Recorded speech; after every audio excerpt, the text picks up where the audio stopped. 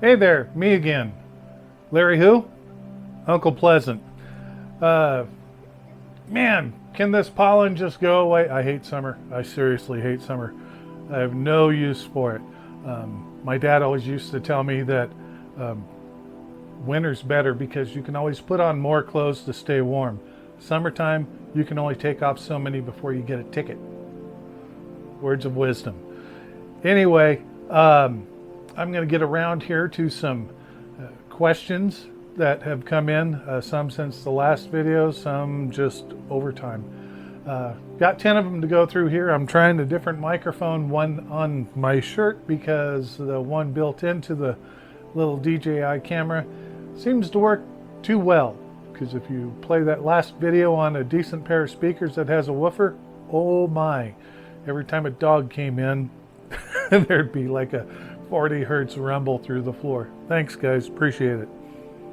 Anyway, let's get on to the questions. Here's number one. Way freaking cool, but who is the target audience for this? I don't know any distillers that are computer and electronics wizards. Who is my target audience? That's a good question. I hope that it's not the same audience that I've had for a private software development project that I started back in 2018. It would be nice to have an audience full of people who are willing to read, listen, and learn. That other project is a remote management system for Macs and Linux systems. And its original plan was to have it set so that those people that own the computers can't just drive their computer off a cliff all the time. Unfortunately, now it has more code in it to stop the technicians from driving the software off the cliff that I wrote. Because they know better, of course, if they would read, listen, and learn, that wouldn't be the case. But this system is for people who want to do automated distilling, hands-free. If you're one of those people who wants to do things the old-fashioned way, good, great, keep doing it. I'm not here to try to convert anybody or make them do things my way. I got a lot of screenshots from some guy on Facebook. I believe his name was Steve Shaw, possibly. Some distillation group, I'm not sure. But all he had was complaints about it and how his methods of doing things were better. I honestly think he was just jealous because he didn't come up with the idea first, but that's just a personal opinion. But if that's your bag, you want to do things the old-fashioned way, keep doing it. Don't even look at this. This is not for you. You are not the target audience. But if you want to do automated distillation, hands-free, or as simple as one-click start, one-click stop, this is for you. Just be willing to read, listen, and learn.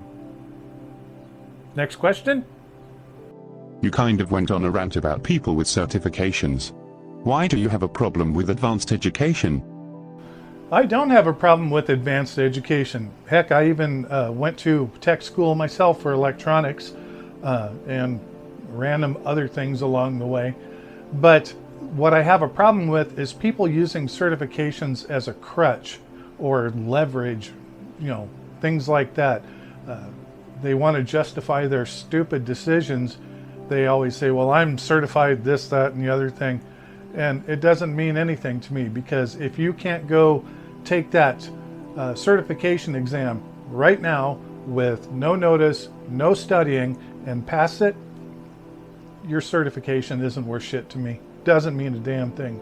So that's my problem with certifications. People brag about their certifications, but all they did is merely memorize answers to a test a few years ago. That's not certified. That's just you went through the motions to get a little piece of paper or the right to put random uppercase letters in your email signature. That's all it is. Next question. I see that you're using a web-based user interface instead of an app. How secure is it? Well, let's first clarify that this is not a public website. Why would you want the general public to have access to your still? Really? Anyway, no, The reason for a web-based user interface is because it works with any device, whether it's Android, iOS, or just a plain old desktop PC. Although I would put the desktop PC into mobile app view, like with Firefox on Windows, you can press Control-Shift-M, set the resolution to 1025 by 650, and it looks exactly the same as the iPad screen. Secondly, it costs money to put an app in Apple's App Store or Google's App Store. Apple, they require you to have a code signing certificate, which costs like $150 a year, plus whatever it costs to put the app in the store, even if it's free. So it's not worth it to me to go down that road. I've tinkered with making mobile apps before, and it's nothing more than you're making an app that still uses HTML, CSS, JavaScript, and all that, but it's in a dedicated app, which is a single-purpose web browser. What's the point when you can just pull it up in the web browser on your phone if you have your phone on the same Wi-Fi connection? Now, if a person wants to actually security test this, I don't mind. There are a number of tools out there on the internet that you can use. I would not recommend putting this on a public, forwarding a port on your router to this on your public IP address and then having some commercial company do it, primarily because those companies are out to make a profit. Even if they don't find anything, they'll make up something. Like recently I had that thing I told you about with the remote management system. There was a company called Blackpoint Security. I think it had Blackpoint in the name somewhere, and they scanned it. They couldn't get anywhere, so they made up a bunch of bullshit about things that they said existed, but the place that they said they existed was in a password protected directory that they couldn't access. So yeah, I call bullshit on that. And the security on it locked them out, and then I was told to disable the security. I'm going, really? How useful is your security company if they can't scan something that some little programmer from Nebraska wrote unless he disables the security and gives them an unfair advantage? Think about it. Moving on. Next question. You mentioned that you can have programs. How many can you have and how hard is it to create them? Well, you can actually have unlimited programs, and that's not an exaggeration. Everything is stored in a database, and there's no limit to how many records the database can hold. However, when you tap on that to bring up your programs, you get a bunch in there. It's going to scroll down the screen. You'll have to scroll it. Not a big deal, though. But how do you create them? Well, it's actually pretty easy. What you first do is that you run the still manually. Let me move the camera over there so you can see what I'm doing. So if you want to, run it manually, you can either go here and turn your heat on by knocking the number on the heater stepper up, or you can go to management and do a quick heat jump to 100%. That should start talking there, maybe. Performing boiler heating stepper motor jump to 100%. All right, so you run it up to the temperature that you want. You can monitor your temperatures right here. Say that the boiler gets up to 180 degrees and you want to hold it there. You just do something as simple as like jump it back to 50%. Performing boiler heating stepper motor jump to 50%. And then you watch your heat to see if it goes where you want and stays where you want. From that point, you can go back over here and you can turn on your, first you would turn on your condenser. So I always start mine at 35%. If you're going to do a reflux run, start your deflag low. Let's start that about 39%. Increasing condenser cooling valve position. Increasing deflagrator cooling valve position. All right, and then you watch things. So you can still run your still normally, manually, but you're using a computer interface to do it instead of going and turning dials. you make a note of all that, what you dialed your idle temperature back down to, and what your, deflag and condenser settings are that you like. And then you go to like edit programs. I won't create a new program. I'll pull up one, well, like this one here. And there's all your settings for a program.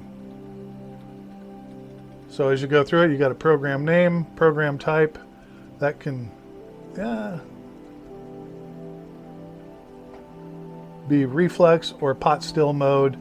ABV managed. Do you want to manage your ABV and you set a target?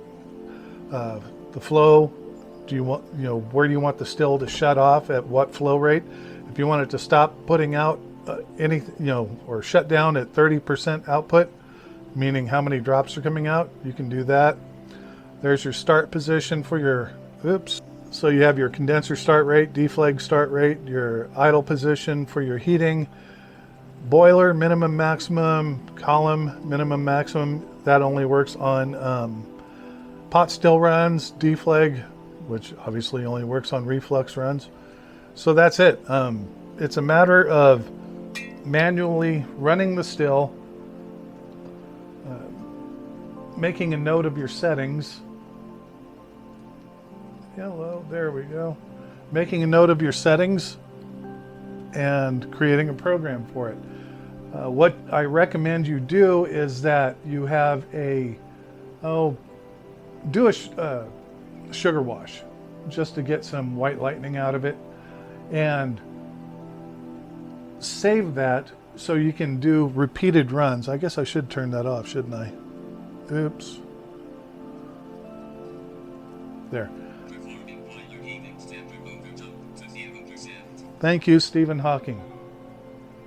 Goodness, lots of noises in this house.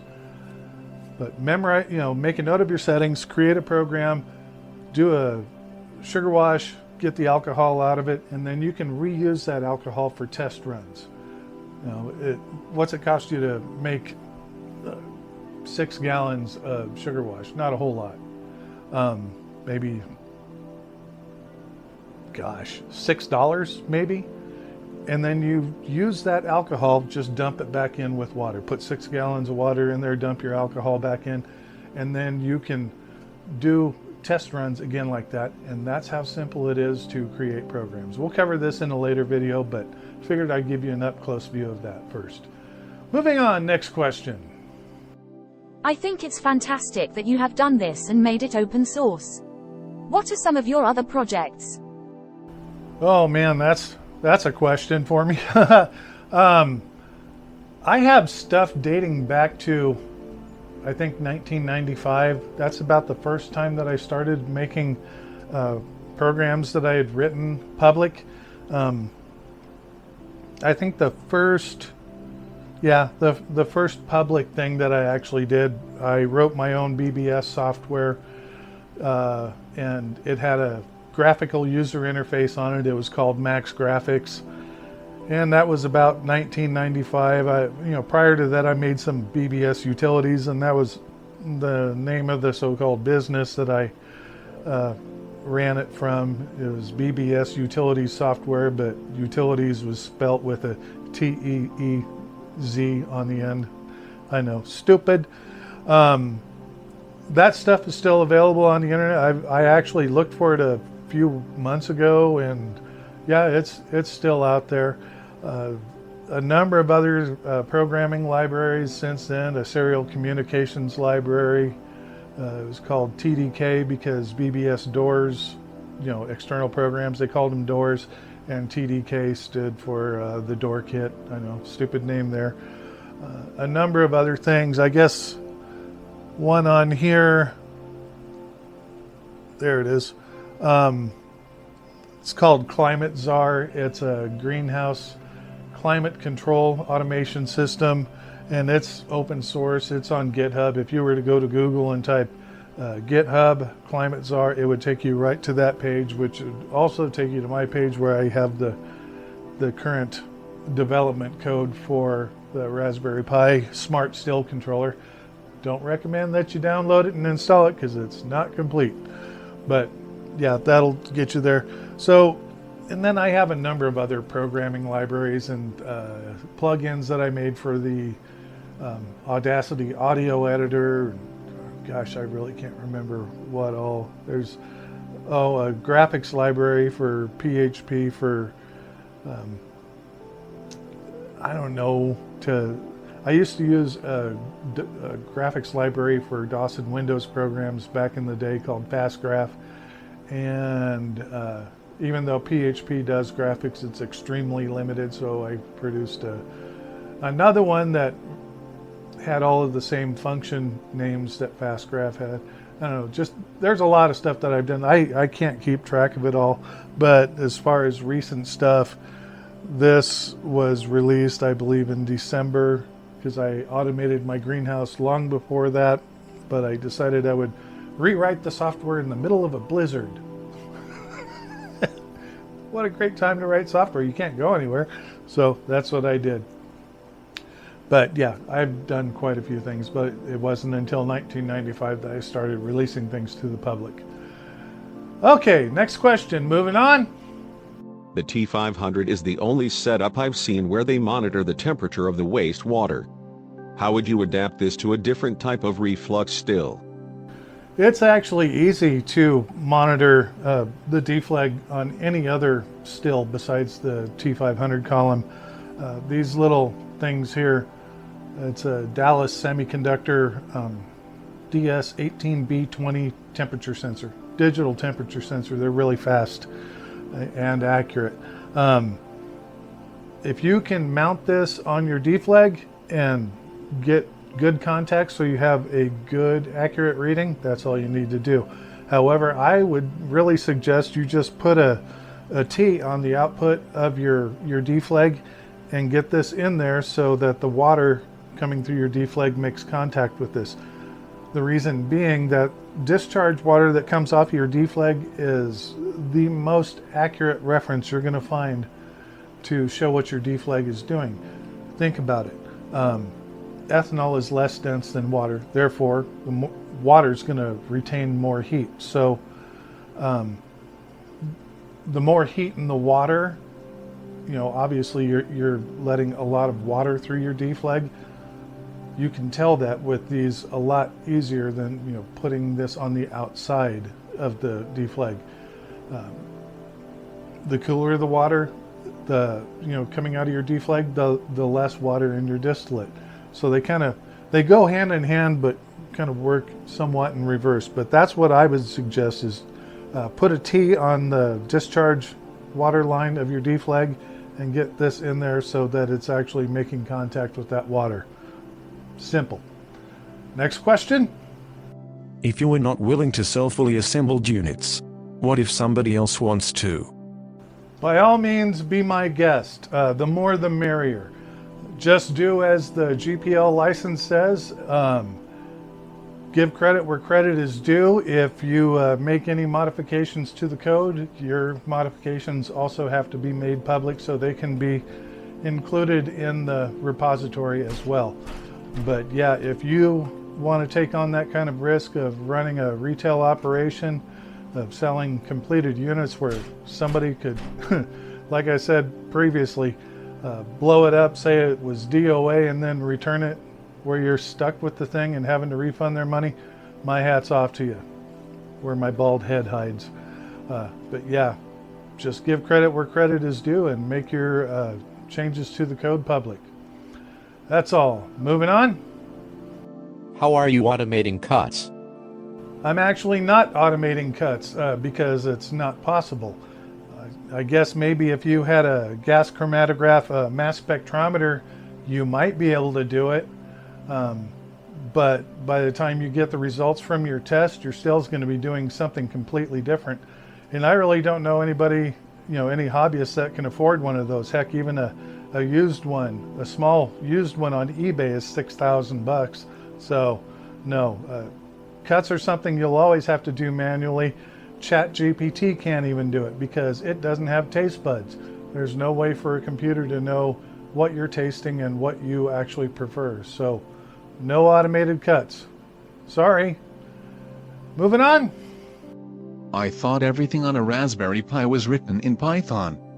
Why didn't you use that or some other more mainstream language? No, there's actually a number of different languages you can use on a Raspberry Pi. I can count on one finger how many times I have needed Python in the past year, and that was for my pellet stove controller for the greenhouse, the little temperature sensor like they use for those laser ones. It uses I2C or I squared C communications, and it's easier to do that stuff with Python than it is with languages like C or anything else. But yeah, you can use any language on a Raspberry Pi. As far as why I didn't use something more mainstream, I don't learn something just because it's fashionable. I only learn it when I need it. Not long ago, one of these technicians that I work with tried getting everybody to go down this road of learning all of the Microsoft Power Apps, and they might be all gaga over it because it's new and they tout AI being, you know, the brains behind Microsoft's Power Apps, but it doesn't even have a programming language. It has a spreadsheet math formula processor. That's it. You can't even use PowerShell in Microsoft Power Apps. People brag about, I made an app in Microsoft Power Automate. I'm going, no, you didn't. You configured Power Automate to do something you want. If you created an app, let me see the source code. Really. So no, just because it's fashionable or mainstream doesn't make it something that I'm going to use. Like I said, if I don't have an immediate need for it, I see no reason to bother learning it. My brain isn't like a sponge, it's like a bookshelf. You put a new book on the front and something old falls off the back. I don't need I don't need to fill my brain full of useless crap that I'm never going to use. So that's all. Moving on, next question. Last question? Yep. Moving on to the last question here.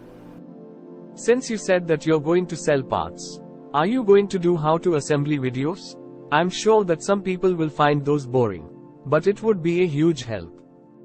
Yes, I fully intend to do how-to videos or, explaining how to assemble one of these from the components. You don't have to use my format here. Like I said, this is prototype.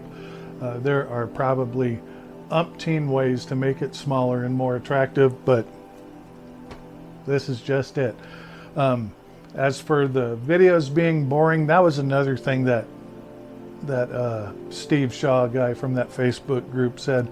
He watched that first video on this and said it was boring. I'm going, I don't make entertaining videos. If you want to be entertained, I'm sure the Disney Channel has their own YouTube channel. You might want to go there. But yeah, I'm going to make videos explaining how to even build the parts, or the components. So it's easier for people to get a grasp on. But like I said at the beginning of this video, you got to be willing to read, listen, and learn. If you're not willing to if you're not willing to actually do that, there's no point in even going down this road. I have no desire to actually babysit people. If this isn't for you, if programming isn't your thing, I can't teach you to do that. You have to want to learn to do that and put the effort into doing it yourself. That's what I did. I'm nothing special. Like I said, I'm just a programmer from Nebraska. I'm a hick. I'm a damn redneck from Nebraska. So if I can do it, I guarantee you anybody else can do it if they're willing to. If you're not willing to learn, sorry, move on. Go talk to the Genio company or iStill company and have about $13,000, $14,000 in your checking account to get into their smallest model. So with that said, I'm going to wrap up this video. Not sure what I'm going to do next. I get a lot of questions for more details on exactly how I did this bit with the digital hydrometer, even though I explained it, but I'm going to be doing another more in-depth video covering that. So that's all for now. Catch you around next time. Maybe we'll do another Q&A when some more unique questions come in. All right? Thanks a lot. Bye.